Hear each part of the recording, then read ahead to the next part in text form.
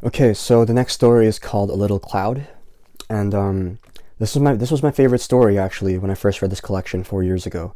It has stuck with me through the years, and sometimes I even reread it. But it's definitely one of the short stories that have impacted me the most in in general out of all the short stories I've read. So A Little Cloud is about two friends who meet up after 8 years, and one is successful and the other isn't. It stuck with me because I told myself that I never want to be that friend on that side who is unsuccessful. The successful friend, his name is Ignatius Gallagher, and the unsuccessful friend is named Little Chandler, or Tommy Chandler. Thomas Tommy Chandler. Gallagher is a well-traveled, charismatic guy who writes for a newspaper based in England called the London Press, and he is highly respected. There was always a certain something in Ignatius Gallagher that impressed you in spite of yourself. Even when he was out at elbows and at his wits' end for money, he kept up a bold face. Little Chandler remembered, and the remembrance brought a slight flush of pride to his cheek, one of Ignatius Gallagher's sayings when he was in a tight corner. "Half time now, boys," he used to say lightheartedly. "Where's my considering cap?" That was Ignatius Gallagher all out, and damn it, you couldn't but admire him for it. I'm going to read some of the footnotes here to make this quote make more sense. Halftime is a phrase that means hold on a minute. Considering cap suggests the confident, clever attitude of Gallagher when he's having financial problems. And all out is a Hiberno English term that expresses admiration. Now, Little Chandler, in contrast, is a guy who stayed in Dublin most of his life. He daydreams about being a poet. He has a shelf full of poems, but hasn't taken any action towards it. Like, he has a shelf full of like poetry books from poets he likes, but he hasn't taken any action towards this goal. He has a wife and child, and he has to take care of that. Like that takes up his time. Gallagher and Chandler, they meet up after 8 years, and Gallagher's like, "Tommy," he said, I see you haven't changed an atom." And to me, that would be such an insult, like you're going through the years, especially me, I'm in my 20s. Imagine like going through your years and not changing at all, and not like improving or anything like that, or even regressing. So that I would take that as an insult, or like as like a sign that I would need to change, or like reevaluate my life, or how, like, the direction it's going.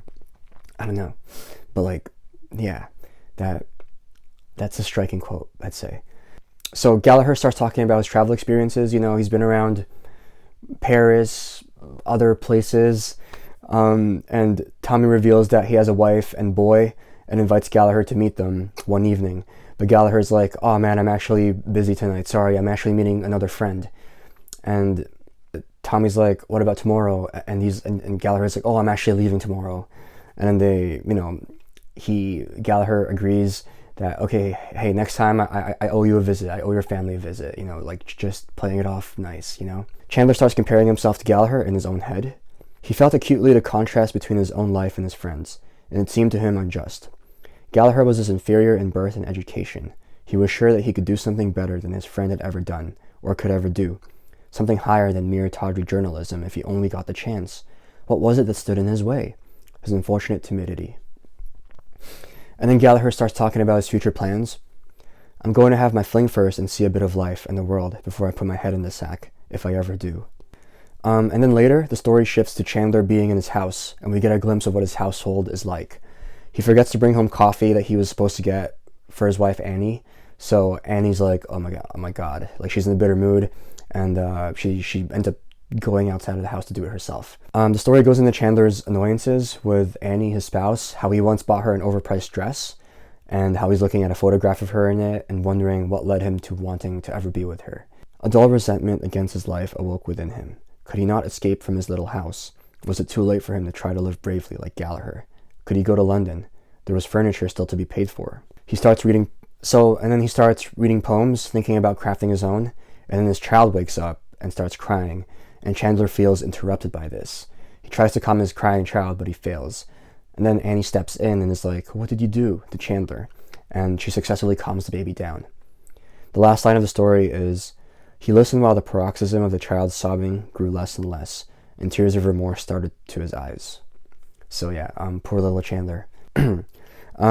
Personally, this story, it's good to not overthink, but I'd rather be like an overthinker about things than someone who just takes it easy and lays back and just watches life go through me, past me. So I'd rather have that problem of being an overthinker, and I do think a lot about like my next steps and my progress, and like each day matters kind of thing. So yeah, and the story reinforces that. I also think that I don't think Chandler's life sucks. Like, it's how he perceives it. Like, I think having a wife and kid and not having traveled anywhere or having a poetry career, whatever, is fine. It just depends on you and how you see things. There's nothing wrong with his situation. It's his mindset towards it and how he compares himself to Gallagher in like a bad way.